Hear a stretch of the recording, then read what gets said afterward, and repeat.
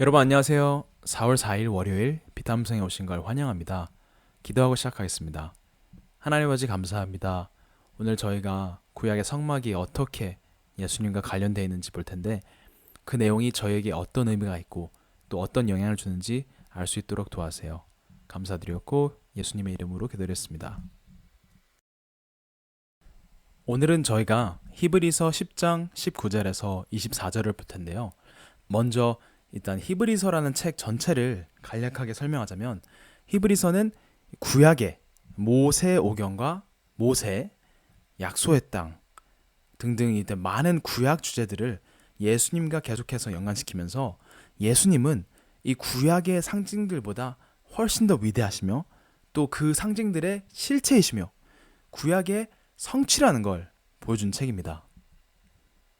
그래서 10장도 마찬가지인데 그 같은 맥락인데 여기서 10장에서는 특별히 예수님이 제물, 제사장 그리고 성막이 어떻게 관련되어 있는지 보여주면서 또 예수님이 하신 일의 그 영적인 실체를 설명합니다.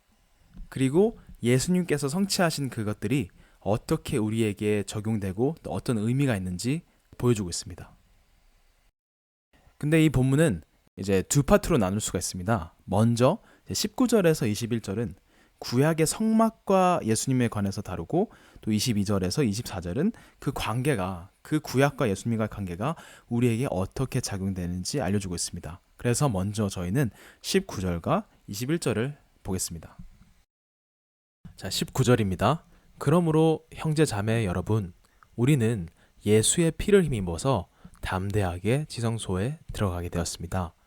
예수께서는 휘장을 뚫고 우리에게 새로운 살 길을 열어주셨습니다. 그런데 그 휘장은 곧 그의 육체입니다. 그리고 우리에게는 하나님의 집을 다스리시는 위대한 제사장이 계십니다. 자, 그럼 여기서 질문은 오늘 본문에는 우리에게 어떻게 보면 조금 생소한 말들이 등장합니다. 뭐 지성소, 휘장, 위대한 제사장 그런 말들이 등장하는데 이런 말들은 과연 무슨 의미일까요? 이 세 단어를 이해하려면 일단 저희는 먼저 성막에 대해서 알아야 합니다. 구약에서 이스라엘 백성들이 출애굽을 하고 그리고 광야에서 지낼 때 그리고 또 이스라엘 백성들이 움직일 때 하나님은 함께 동행하셨습니다. 그리고 모세에게 특별히 성막을 지으라는 지시와 함께 엄청나게 그리고 굉장히 디테일하게 지시하십니다. 뭐 색깔, 길이, 재료 이렇게 만들 어떤 방향으로 이것들을 놓아라. 정말 꼼꼼히 말씀하십니다. 왜냐하면 성막에는 하나님의 임재가 머물 예정이었기 때문입니다. 하나님께서 거기 머무실 예정이었기 때문에 하나님께서는 정말 디테일하게 이것을 어떻게 만들지, 이것을 어떻게 보이게 할지 이런 지시를 하십니다. 근데 이 성막 안에는 하나님께서는 성소와 지성소라는 공간들을 만들게 하셨습니다. 그리고 하나님의 임재가 계신 곳은 바로 이 지성소, Holy of Holies라는 곳에 있었습니다. 하나님은 지극히 거룩하시기에 제일 거룩한 곳에 머무셨습니다. 마치 저희 중에 저희 교회에서 제일 잘생긴 사람 탑3가 있을지라도 이 현빈이나 원빈의 잘생김은 완전 차원이 다른 것처럼 완전 어나더 레벨인 것처럼 성소도 거룩한 공간이었을지라도 지성소와 비교했을 때는 지성소는 완전 차원이 다른 그런 거룩한 공간이었습니다. 그래서 하나님은 모세에게 이 휘장이라는 걸 curtain 아니면 또 어떤 영어 번역에서는 veil이라는 것을 만들게 지시하였습니다. 그리고 이 휘장은 성소와 지성소를 나누고 가리는 역할을 했습니다. 그리고 상징적으로 휘장은 하나님의 거룩한 임재를 죄인들과 세상으로부터 막는 역할을 했습니다. 그래서 오로지 그 휘장을 지나야만이 하나님의 임재로 들어갈 수 있었습니다.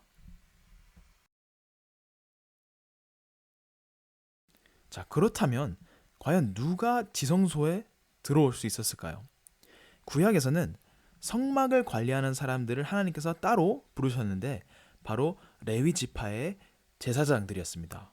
프리스트들이죠. 그런데 제사장들조차도 지성소만큼은 들어갈 권한이 없었습니다. 누가 들어갈 수 있었냐?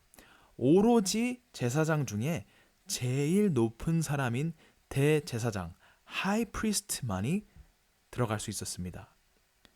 하지만 심지어 이 대제사장마저도 막 자기가 원할 때 들어갈 수 있는 게 아니라 1년에 딱 한 번만 이 동물의 이 희생물의 제물의 피를 가지고 들어갈 수 있었습니다. 그래서 이 대제사장은 들어가서 희생물에 피를 뿌리며 하나님 앞에 이스라엘의 죄를 매년 한 번씩 용서받아야 됐습니다. 자, 이걸 알고 19절에서부터 21절을 다시 보면 이해하기가 좀 더 쉬워집니다. 자, 말씀드렸듯이 구약에서는 하나님이 계시는 곳이 지성소였고 그 누구도 들어갈 수 없었고 1년에 딱 한 번만 오로지 대제사장만 희생물의 피를 가지고 들어갈 수 있었는데 이제 이제 히브리서를 보면 이것을 왜 해야 됐는지 또 왜 매년마다 해야 되는지 그 이유를 말하는데 그 이유는 동물의 피가 죄를 해결하는 게 아니라 매년마다 이걸 해야 되는 것은 이스라엘은 죄가 있다는 것을 기억나게 하는 것이었고 동물의 피는 절대로 죄를 완벽하게 해결할 수 없다는 걸 알려주는 것이었습니다. 만약에 동물의 피가 완벽하게 죄를 해결했다면 더 이상 제사를 드릴 필요가 없었겠죠.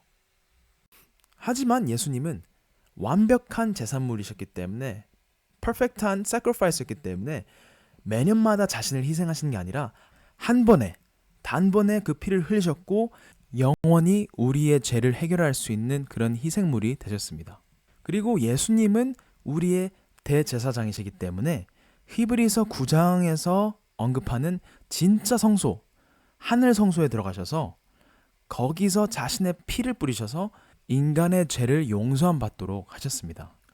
그래서 20절에서 예수께서 휘장을 뚫고 우리에게 새로운 살 길을 열어주셨다라는 말은 바로 예수님이 우리가 하나님의 임재에 들어갈 수 있게 해주셨다는 말입니다. 그리고 그 휘장은 곧 그의 육체입니다라는 20절 후반부의 그 내용은 그것은 무슨 말이냐면 대제사장이 구약에서는 이제 성막의 휘장을 통해서야만이 그 하나님의 임재에 들어갔듯이 오로지 예수님의 몸, 예수님이 피 흘리신 그 육체를 통해서야만이 우리가 하나님의 임재에 들어갈 수 있다는 말입니다. 자, 그렇다면 예수님께서 하신 이 일이 우리에게 어떤 의미가 있고 영향이 있는지 22절에서 24절을 통해서 같이 보기 원합니다. 먼저 22절입니다. 그러니 우리는 확고한 믿음을 가지고 참된 마음으로 하나님께 나아갑시다. 여기서 이제 22절이 그러니로 시작하죠. 이것은 뭐냐면 19절에서부터 21절에서 설명한 예수님께서 하신 일로 통하여 우리는 확고한 믿음을 가질 수 있다는 것입니다. 내가 선행을 해서 내가 막 잘나서 내가 교회를 잘 나와서 그래서 내 믿음이 확고해지는 게 아니라 오직 예수님이 희생하셨기에 예수님이 이런 일들을 하셨기에 우리는 그것에 대한 확고한 믿음을 가질 수 있는 겁니다. 그리고 구약에서는 하나님의 임재로 절대 들어갈 수 없었던 우리가 이제는 하나님 앞에 나아갈 수 있게 되었습니다. 그게 어떻게 가능하게 됐는지 22절 후반부가 저에게 알려줍니다. 우리는 마음에다 예수의 피를 뿌려서 죄책감에서 벗어나고 맑은 물로 몸을 깨끗이 씻었습니다. 우리의 몸과 마음이 예수님의 그 희생으로 통해서 십자가를 통해서 깨끗함을 받았기 때문에 우리는 이제 하나님께 나아갈 수 있게 되었던 것입니다. 우리가 얼마나 깨끗해졌는지 상상이 가시나요? 시편에 보면 흰 눈보다 더 하얗게 우리를 만드신다고 하나님께서 표현하셨습니다. 우리가 얼마나 깨끗해졌냐면 정말 구약에서는 1년에 한 번 대제사장이 들어갈 수 있었던 그런 하나님의 임재였는데 이제는 매 순간마다 원할 때 하나님께 나아갈 수 있게 되었습니다. 23절 또 우리에게 약속하신 분은 신실하시니 우리는 흔들리지 말고 우리가 고백하는 그 소망을 굳게 지킵시다. 이런 하나님이시기에 우리는 흔들리지 않는 소망을 가질 수 있습니다. 정리하자면 그가 하신 일로 인해서 우리는 믿음을 가질 수 있고 그가 어떤 분이신가로 인해서 우리는 소망을 가질 수 있습니다. 이거를 좀 영어로 표현하자면 Because of what he has done, we can have faith.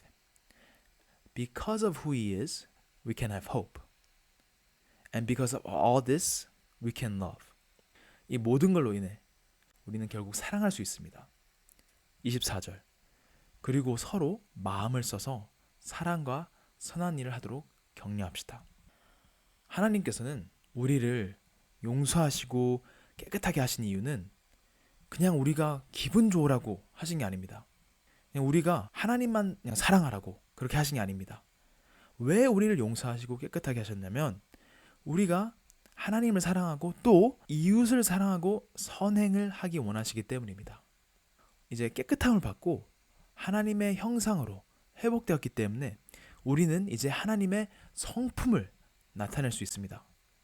하나님의 성품이 무엇이죠? 바로 사랑입니다. 하나님이 사랑이신 것처럼 이제 우리도 사랑할 수 있게 되었습니다. 그래서 요한일서 4장 21절에서 이렇게 말합니다.